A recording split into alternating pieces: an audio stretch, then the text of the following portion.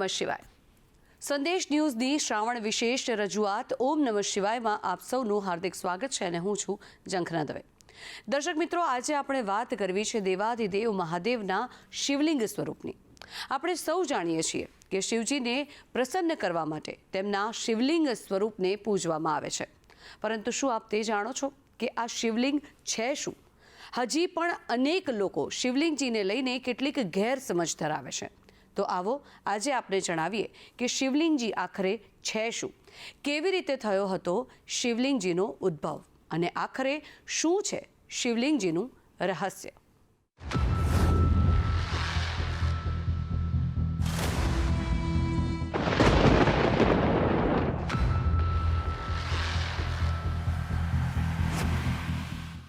શિવ ભક્તો શિવાલયમાં જઈને શિવલિંગને પ્રણામ કરી અને શિવલિંગજી પર શિવજીને પ્રિય એવી અનેક સામગ્રી અર્પણ કરી તેમને પ્રસન્ન કરે છે.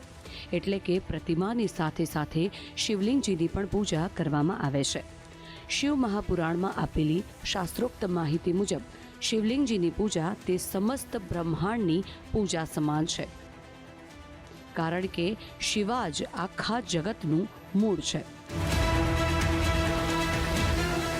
શિવલિંગ શબ્દનો અર્થ જ બતાવે છે કે શિવ એટલે પરમ કલ્યાણકારી અને લિંગ એટલે સર્જન. લિંગનો અર્થ સંસ્કૃતમાં ચિહ્ન યા પ્રતીક થાય છે. આમ શિવલિંગનો અર્થ થાય છે શિવનું પ્રતીક. પરંતુ આ શિવલિંગજીની ઉત્પત્તિ થઈ કેવી રીતે તે સૌથી મોટો યક્ષ પ્રશ્ન છે. આશુઃ શિશાનો વ્રખભો ન ભીમો ગના ગનઃ ક્ષોભણશ્ચ રેખણી નામ સંક્રંદનો નિમિઘ એક વીરઃ સતકુસેના અજય સા કમિન્દ્રઃ. હર હર મહાદેવ. જય કાશી વિશ્વનાથ. ભગવાન શિવ તત્વ અને પવિત્ર શ્રાવણ માસની અંદર આ માત્ર તમે થોડું બી શ્રવણ કરશો ને તો તમને શિવ મહાપુરાણનું તમને પુણ્ય પ્રાપ્ત થાય. અને આજનો એવો અદ્ભુત વિષય છે કે શિવલિંગ એટલે શું. આ શિવલિંગની શા માટે દરેક દેવતા મૂર્તિમાં પૂજાય? તો આ શિવજી આ લિંગ શું છે? તો લિંગ એ શું કહેવાય? શા માટે મહાદેવે આ શિવલિંગ પસંદ કર્યું? તો શાસ્ત્રના અનુસાર એવું કહી શકાય કે આ પૃથ્વી હતી ન હતી ત્યારે એક તત્વ હતું અને એ તત્વ એટલું બધું પ્રકાશિત હતું કે જેના સામે 1 કરોડ સૂર્ય બી ફિક્કા પડે. અને એ તત્વ છે એ નિરાકાર તત્વ, આ શિવ તત્વ પર બ્રહ્મ તત્વ. લિંગ મહાપુરાણ અનુસાર એક વખત બ્રહ્માજી અને વિષ્ણુજીની વચ્ચે વિવાદ સર્જાયો.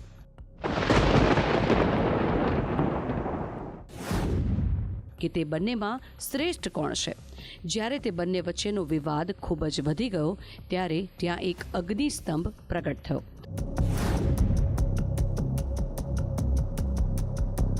અને આકાશવાણી થઈ કે જે આ અગ્નિસ્તંભની શરૂઆત અને અંત જાણી શકશે તે જ શ્રેષ્ઠ કહેવાશે. જેથી આ સત્યની શોધમાં બ્રહ્માજી એક હંસનું સ્વરૂપ ધારણ કરીને અગ્નિસ્તંભના ઉપરના ભાગને શોધવાની કોશિશ કરી રહ્યા હતા. પરંતુ તેઓ સફળ થયા નહીં, કારણ કે તેઓ ઉપર સુધી પહોંચી જ ન શક્યા. તો બીજી તરફ ભગવાન વિષ્ણુ વરાહનું રૂપ લઈને નીચે અગ્નિસ્તંભનો આધાર શોધી રહ્યા હતા, પરંતુ તેમને પણ આધાર મળ્યો જ નહીં. જોકે બ્રહ્માજી અને વિષ્ણુજી બંનેએ હજારો વર્ષો સુધી કોશિશ કર્યા બાદ પણ આ રહસ્યને જાણી શક્યા નહીં. ત્યારે ભગવાન વિષ્ણુએ પોતાની હાર સ્વીકારી લીધી અને અગ્નિસ્તંભને પોતાનું રહસ્ય બતાવવા વિનંતી કરી.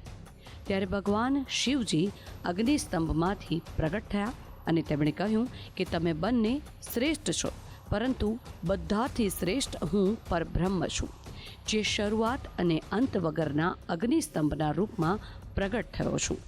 ભગવાન બ્રહ્મા અને વિષ્ણુએ અગ્નિસ્તંભની પ્રદક્ષિણા ફરી અને તેમની પૂજા કરી. અને ત્યારથી જ સમગ્ર સંસારમાં જ્યોતિર્લિંગની પૂજા કરવામાં આવે છે. એ તત્વને જ્યારે સૃષ્ટિ રચવાની ઈચ્છા થઈ, એમાંથી એક વિચાર જન્મ્યો. એ વિચાર અને એ તત્વના સંયોગથી જે બ્લાસ્ટ થયો અને એ જે સૌ પ્રથમ આકૃતિ થઈ એને શિવલિંગ કહેવાય છે. અને શિવલિંગ ઋગ્વેદના અનુસાર In the beginning there was neither existence nor non-existence. All the world was unmanifested energy. પહેલા હતું ન હતું ત્યારે આ એક તત્વ હતું. અને આપને ખ્યાલ છે કે આ સૃષ્ટિમાં પહેલી વસ્તુ કઈ બની? તો મગજનો દાણો, મગજનું સીડ. એવું કહી શકાય, in the beginning there was desire which was the first seed of mind, hymn of creation according the Rigveda. તો સૌ પ્રથમ જે વસ્તુ બની એ આ મગજનું સીડ, દાણો બન્યો છે. અને એ આ શિવલિંગ બન્યો. આ શિવલિંગના તમે દર્શન કરો ને તો શાસ્ત્ર એવું કહે કે તમે 1 કરોડ પાપમાંથી મુક્ત થાવ છો.